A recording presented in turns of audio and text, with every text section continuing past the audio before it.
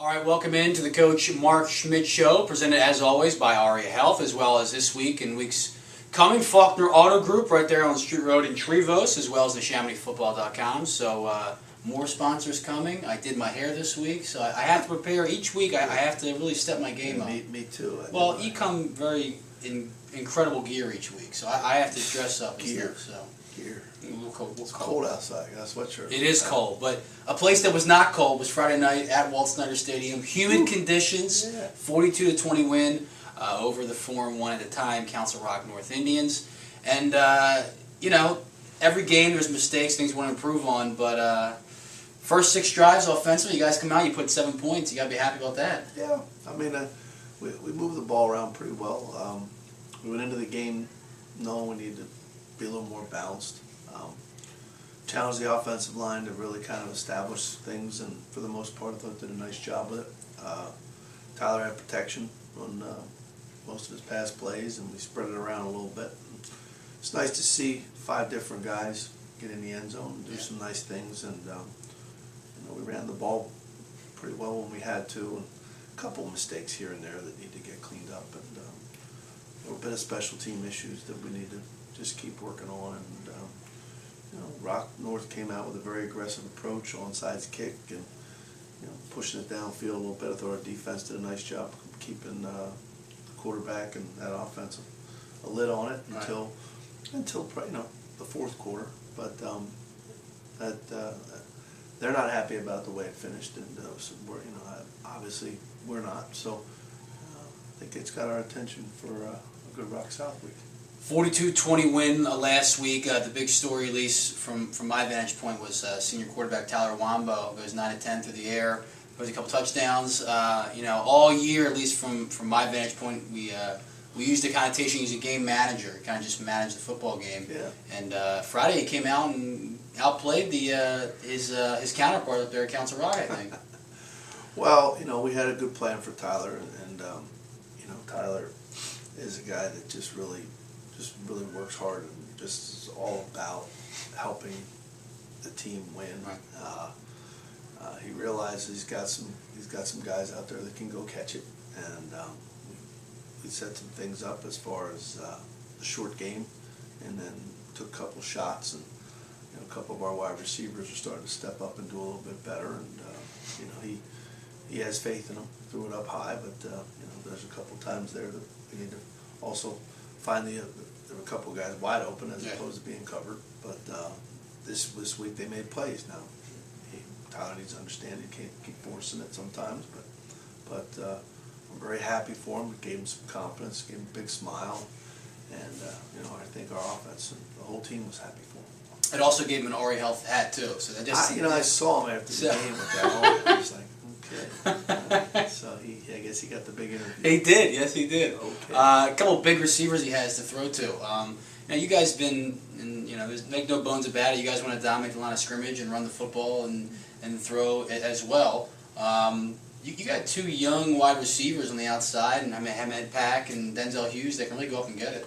They are, and they're good players, and they're getting it. You know, Keith Ennis is the receiver coach. He's on them pretty good. Yeah. And you know, they weren't doing some things. I think you also have to. You better plug in Cole Creighton. Sure, yeah. You know, veteran guy. Yeah. Cole's just not a very tall guy, but you know, Cole is. He kind of runs that group, and you know, I'm happy to see him in there. J.R. Stevens and a couple other guys, you know, that make up a nice talented group of guys. A couple good younger guys down in there too. Jack Springler and Zach Treadway. Yeah. And Trevor Lay, so that's a nice group of guys that can go get it. And all in all, I think they're really starting to pick it up a little bit, and it's at the right time. People are starting to, you know, we're starting to pack it in a little bit, and we're starting to get some matchups that we liked. And you know, we're not the fanciest group out there, but we have a plan, and we try to, you know, take what people give us. Defensively, you guys have 20 points, but really 14 of them or 13 of them late in the game. That does not make him an excuse for it or anything. I'm sure you've been telling your guys that. But the guy stood out for the most part of the game, Devin Brown. Yeah. You know, when you guys dropped down Cole Creighton and Troken Bushmail, the strength of your defense, at least from my vantage point, going into the season, we thought was a secondary. And then in a couple moves, all of a sudden it became the youngest group outside of Devin Brown with Matt Magdalinkis and Denzel Hughes. And Devin's kind of that stalwart senior back there. Well, Devin was a guy that we were really hoping would just, step out front this year, and he has. And he's the leader of that bunch, and he has a very good person. He had a very good demeanor this year, excellent work ethic. He gets on guys when it's not good, and he praises them when it is. And he made one careless mistake out there, and every time I see him, he still he still drops his head and shakes it, and that's good. The old Devin might have kind of handled that a little differently, and I'm proud of him for that, and I'm real proud of him that academically this year he's got his shoulders back, his head up, and this is the guy that we were really hoping would show up for a senior year. We talk so much on the field and stuff, but you mentioned Devin Brown. We talked about him the last couple of years now. It's got to feel good as a coach, seeing where he was as a sophomore to now he's going to be graduating in 6 months, and just kind of a transformation on and off the field, like you said. Yeah. That's got to be rewarding for you as a coach. Well, that's the benefit of being a coach. You do get to see people that go in, that really kind of just take the proper steps. And, at times maybe you bang heads because, they don't want to listen, and then unfortunately, they might stub their toe. But the good news is, if they've fallen, we've caught them, and we've helped pick them up, and if they haven't, they've just kept on going. And, but they're great, but there's always that short list of guys that didn't make it, and that's very, when you coach and you're here and you do it like we do it, and our coaches, we really care about our kids. Unfortunately, there's been a couple guys that haven't been able to make those strides, and you always second guess or wonder or hope that everything pans out well for those guys too. Well, another week, another game this Friday up there, back at Walt Snyder Stadium. You guys could have just rented a little condo out there, just stayed up there, man. 6 days, you go right back up there. It's it's a nice complex, nice facility. We last time we came out of that place, we got our butts beat, and same thing this week. So we're halfway through, hopefully fixing what we started. We'll talk about the Council Rock South game when we come back here on the Coach Mark Schmidt Show, presented by Aria Health, Faulkner Auto Group, NeshamonyFootball.com. Tyler Wombo, maybe our new spokesman for Aria Health after he's donning the hat in the locker room, I guess, after. That's enough. Okay. We'll be right back. We're good. The ARIA 3B Orthopedic Institute is redefining care in Center City and South Jersey. And our 50,000 square foot location on ARIA Health's Bucks campus in Langhorne features private rooms, free parking, and nearby hotels. With over a century of experience, the world-class 3Bs, Doctors Booth, Bartolozzi, Balderston, and their partners personally guide you from treatment through recovery. For all your orthopedic needs, call 1-888-ORTHO-3B or visit aria3bortho.org. At the ARIA 3B Orthopedic Institute, you come first. If you are looking for a new car, where do you go? Faulkner Auto Group at 4427 Street Road in Trevose is where to go. For the best deals in Bucks County for all of your new or pre-owned cars, trucks, or SUVs, go to Faulkner Auto Group. It is always Faulkner to be sure. You can also always go to www.faulknerautogroup.com. Just remember, this year it's Faulkner Auto Group for your new car or truck. 4427 Street Road in Trevose to be sure. Faulkner Auto Group, 215-364-7720. Faulkner Auto Group, a proud supporter of Neshamony High School football. The Mark Schmidt Show is brought to you in part by NeshamonyFootball.com, a proud supporter of Neshamony football. Whether it's 2013 team information or look back at Neshamony's 85-year football history, make it NeshamonyFootball.com.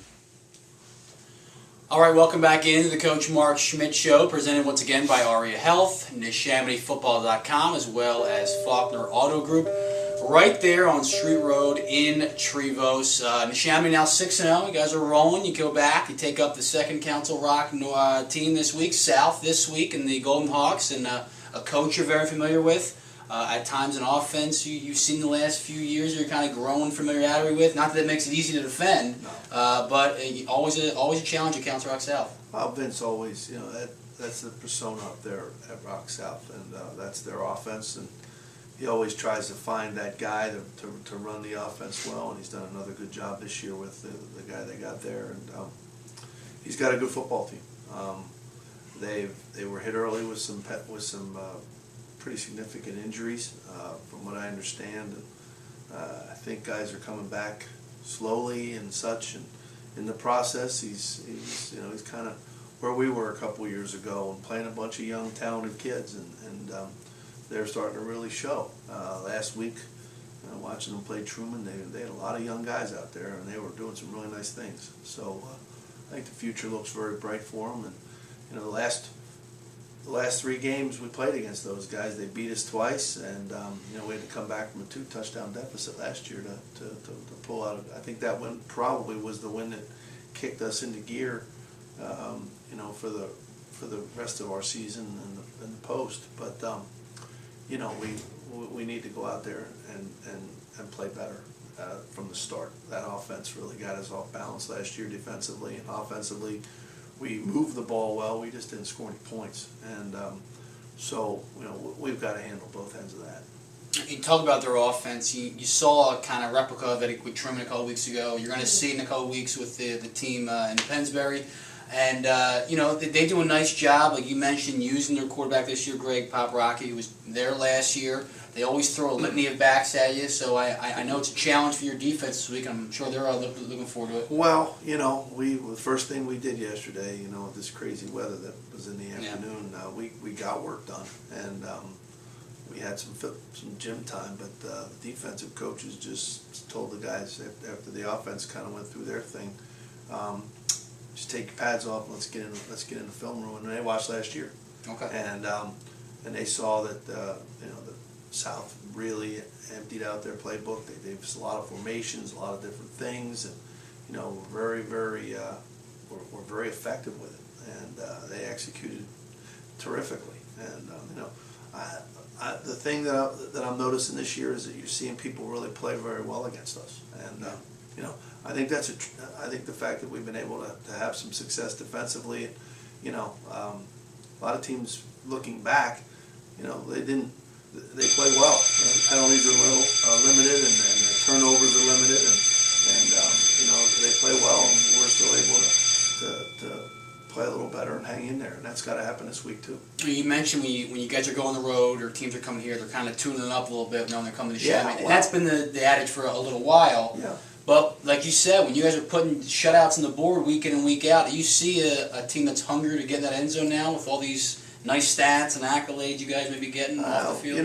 The accolade part of it, I think people like, the only accolade I really like to hear from people is not statistically, when they come to me and the coaches and the players more, and they say, look, it's fun to watch your team play. Right. And they play together, they play well as a team, and they care about each other. I mean, they're the things that I want to hear. Right. And, because I think we have enough talent, we have enough experience, we have enough people and places that if that all occurs, the product will be a good product. And so, it's not rocket science, Matt, and it's not, we're not trying to be humble. We're not trying to this and that. I mean, we're just trying to, really utilize all of our players to their ability, and stay positive, and if we play like that, I think the numbers will take care of itself. Well, a guy that's been playing pretty good since his sophomore year, you guys are going to face on Friday, Eric Gallo, the two-way offensive lineman committed to Virginia Tech next year. I know you're familiar with his brother PJ, now you have to deal with his other brher Eric. Talk about him a little bit as a player. And, dynamic player, really good football player. They move him around. You can't, you don't go out there knowing where he's going to be. They do a nice job with that. He's an extremely athletic player, and he's really playing well. He's in great shape. He's running well. He's making some plays, and he's terrorizing some backfields. We need to make sure we really have him under control, but they've also got a scheme built in where if you spend extra time or extra players on him, that pops some other guys loose. So, and at times they've been very successful with that. But at times, they've had some young guys in there, and they've made one or two young mistakes, and some people have taken advantage, and I think that's why, you know, sometimes the score didn't go like it should. Sure. But, you know, we just need to know that we got to go out there, and we have full respect for the team. There's no doubt about that. So, and they certainly have our attention from Saturday morning. But after the film session, and after seeing him play, our O-line, watched him yesterday too, and watched their defense and forced the issue. I think everybody's on board to go out and play better. You mentioned Council Rock South, playing a lot of young guys, kind of like how you guys were last. A couple years in the past, we had Denny and Cole. This year, it seems like your senior group is very deep. You know, in the backfield, and defensive line, secondary, wide receivers. You know, as a coach, I'm sure it's great for you to feel how many upperclassmen you have you can use in certain situations. You look at the defensive line, you got maybe 3, 4, sometimes 5 guys you can rotate in. That's got to feel pretty nice. Well, you know, that's kind of the plan you want to have. Well, sure, and, yeah. You know, yeah, I'm not sure how to answer that. Well, I'm saying is that we've got guys, and right. A couple of weeks back, I wasn't happy with the production of some of those other guys, and made it very clear to them privately. But and I'll say it now because I honestly believe pretty much every one of those guys is taking it to heart and taking steps in the right direction. So it's given us, you know, that's what we're looking for, is to have some of that depth, and you know, because there's always that opportunity to get in there, and you know, that you're one play away from playing. Sure. And you know, if we sit here and just have a very small nucleus and a bunch of guys going both ways and don't spread things out, you know, unfortunately you get some untimely situations like that. You know, now all of a sudden you're not half of what you Right. were. So Right. so that's what we're trying to do. I mean, you know, we've moved some fullbacks around, and you know, we've got a couple of tight ends that we're able to utilize, and you know, we've got some wideouts, and you know, there's some other running backs back there that they're doing well. But right now, you know, DeAndre's hanging in there with some things and doing some.